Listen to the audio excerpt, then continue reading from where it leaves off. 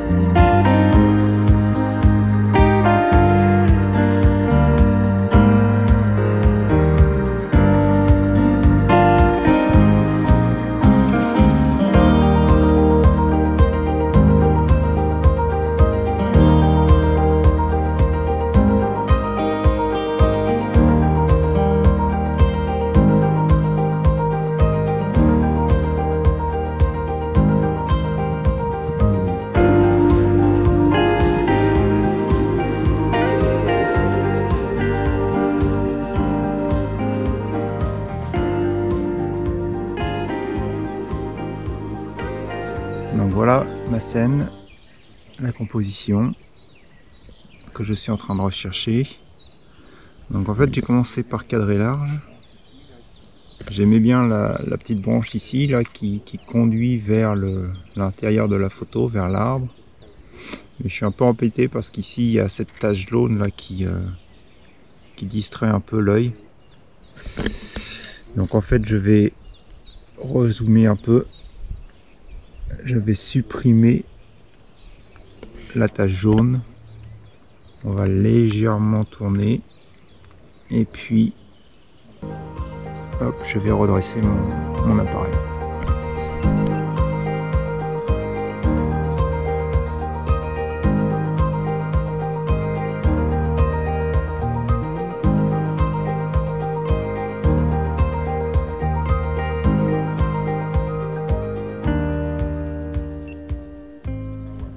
Ah, voilà, j'ai dû poser la caméra, j'ai redressé l'appareil. Donc on est centré sur la bruyère, sur l'arbre, un peu de ciel. Et donc là on a un peu plus les feuilles là qui nous ramènent vers l'arbre. Je vais être obligé, je pense, de faire, je suis à f16, j'ai monté à ISO 200 parce qu'il y a un peu de vent qui bouge un peu les branches. Mais je suis quand même qu'à 2,5 centièmes. Donc il va falloir que je fasse quand même attention au vent. Mais je pense que je vais être obligé de faire 2 photos, voire 3. Donc là je suis en surexpo, c'était pour montrer l'écran. Mais voilà, en gros, on va avoir un ciel nuageux jaune avec les petits moutons blancs. et puis il va falloir exposer pour l'arbre. Peut-être aussi que je vais prendre la photo d'ailleurs du ciel plus centralisée, plus focalisée pardon, sur l'arbre. Et je prendrai une photo du premier plan après. Je pense que j'arriverai pas à voir tout net. Là il faut que je me méfie, je viens de m'apercevoir que j'ai quand même mon arbre qui est encore un tout petit peu coupé en haut. Ouais voilà, tac, là c'est bien.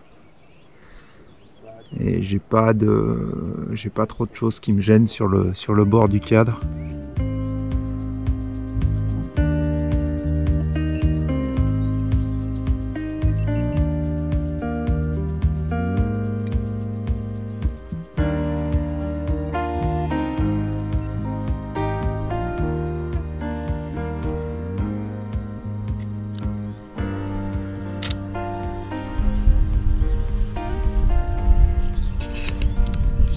Voilà, donc j'ai attendu un moment où il n'y avait pas trop de vent. Parce qu'en fait ça agite pas mal les branches.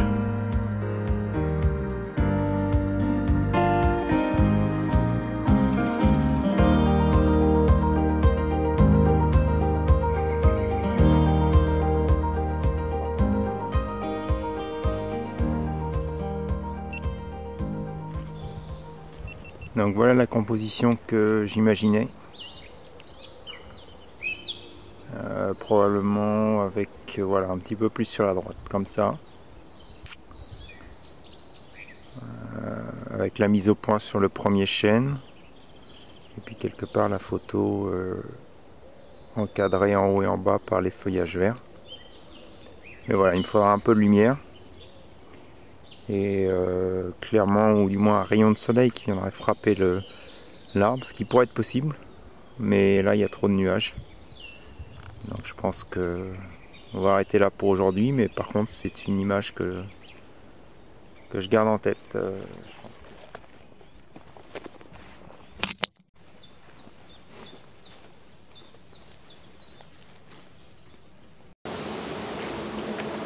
Voilà, c'est tout pour aujourd'hui. Donc 2 images cette semaine, 2 images relativement identiques, prises dans des conditions de lumière toutes les 2 identiques. Par contre la composition donc légèrement différente, avec l'utilisation de 2 objectifs et des angles de vue qui étaient différents.